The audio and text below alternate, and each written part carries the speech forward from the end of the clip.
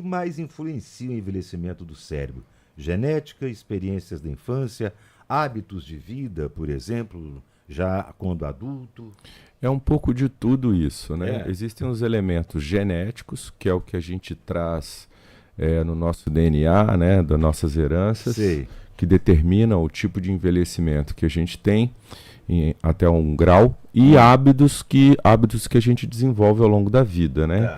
Alguns hábitos são protetores, outros aceleram o envelhecimento. Mas eu acho que é importante a gente deixar claro para os ouvintes, Marcelo, o que é o envelhecimento do ponto de vista biológico, né?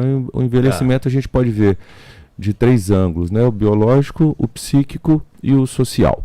E a parte biológica do envelhecimento é porque as nossas células, por mais que o nosso corpo pareça um corpo estático em termos de tecido, ele se renova, as células se renovam, inclusive dos ossos, né? Da pele, vários tecidos têm células que vão se renovando, vão se replicando ao longo da vida.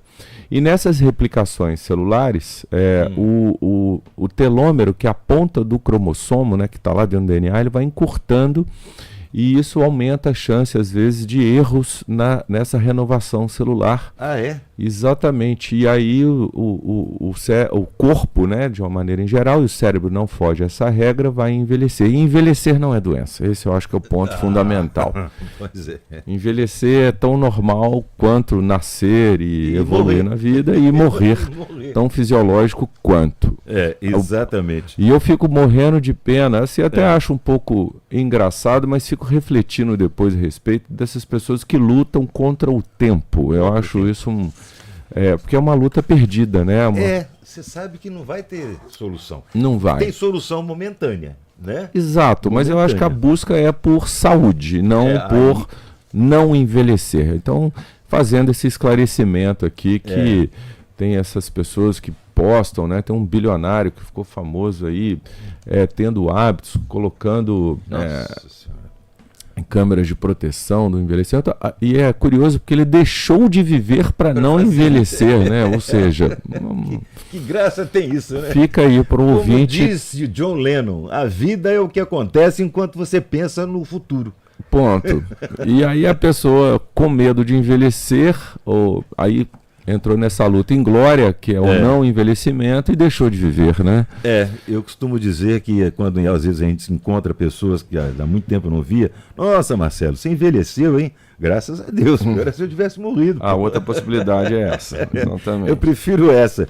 Mas tem uma pesquisa recente, doutor Leandro, que apontou que cerca de 50% da variação na cognição na velhice pode estar ligada à infância. Que tipo de estímulos ou vivências nessa fase ajudam a proteger o cérebro lá no futuro? O mais importante é o tempo de escolaridade formal. Quanto maior o tempo de escolaridade, maior a neuroproteção. E do outro lado, vem se estudando muito hoje traumas, violência, em todas as esferas, psíquica, social, sexual, na infância, crianças que crescem em zonas de insegurança muito grande, né, como que isso também pode impactar na saúde mental ao longo da vida toda e, fundamentalmente, trazendo um envelhecimento pouco saudável, aumentando a chance de doenças relacionadas à memória e comportamento quando estiverem com mais idade, né, quando forem idosos. Então, isso na infância, o que a gente tem que fazer é proteger nossas crianças, né, meio o óbvio, né, mas nunca é demais lembrar, e o tempo de escolaridade seria uma das alternativas mais importantes. Com certeza, num futuro bem próximo, nós teremos algumas avaliações com relação ao envelhecimento dessas crianças que hoje estão vivendo uma realidade completamente diferente. Eu vou até incluir você, apesar de ser mais novo que eu, mas também na nossa infância, que era bem diferente.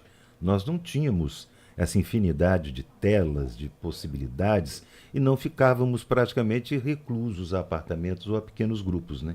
E o tempo de estímulo nosso era mais longo, né? O que pouco a gente já fez até um programa sobre vídeos curtos, né? Como que isso às vezes atrapalha a atenção. E a atenção é fundamental para criar o conhecimento. E a gente falou no Papo Cabeça da semana passada também das amizades. Das amizades, né? Isso. E como que isso também é importante para o envelhecimento saudável, do ponto de vista cognitivo, que é viver socialmente, estabelecer os laços, isso ao longo da vida adulta e também no envelhecimento. E enquanto adultos, Marcelo, além da questão dos ciclos sociais, é muito importante, coisa que a gente muito frequentemente fala, da atividade física, da alimentação saudável e do sono, né? O sono, ele é são horas da noite, né? Na maioria das vezes, quando a gente de fato limpa as nossas toxinas que são liberadas ao longo do dia, dado ao metabolismo dos neurônios. Sim.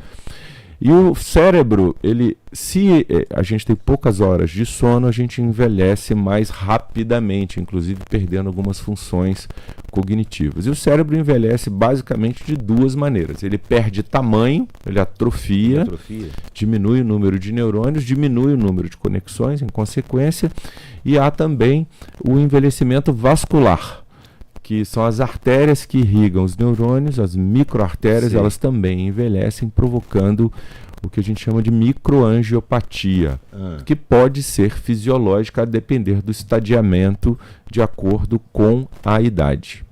Falar, por exemplo, uma segunda língua, tocar um instrumento, aprender algo novo de forma contínua, realmente ajuda o cérebro a se manter jovem? Realmente ajuda ao envelhecimento saudável. Cognitivamente. Então, o aprendizado, né, do ponto de vista biológico, aprender é fazer sinapses. Nós temos 100 bilhões de neurônios, cada neurônio faz milhares, às vezes, de sinapses e conexões. Imagina a complexidade dessa rede. E quando a gente vai envelhecendo, a tendência é diminuir neurônio, diminuir as conexões, como eu disse. E aprender algo novo, principalmente frente a um desafio, que é totalmente diferente de você fazer alguma coisa burocraticamente. Né? E lá, deixa eu fazer meia hora de palavra cruzada aqui, porque o meu médico pediu, isso é uma coisa. A outra coisa, nossa, estou louco para ir para minha aula de inglês hoje à tarde, porque eu quero encontrar a minha turma, eu quero aprender, fiz a lição, enfim, um vínculo mais apaixonado com o ensino-aprendizagem ao longo da vida é bem protetor em relação a sinapses e neurônios e, em consequência, para o envelhecimento saudável. E o fator de você, por exemplo, eu vou usar um exemplo pessoal, o fator de você estar trabalhando numa coisa que te dá muito prazer, ajuda nesse processo de alguma forma, doutor? Ajuda muito, porque o estresse do outro lado da moeda, ele é altamente consumptivo, né? Ele vai consumindo as nossas energias, atrapalha o sono, atrapalha a alimentação, atrapalha a disposição.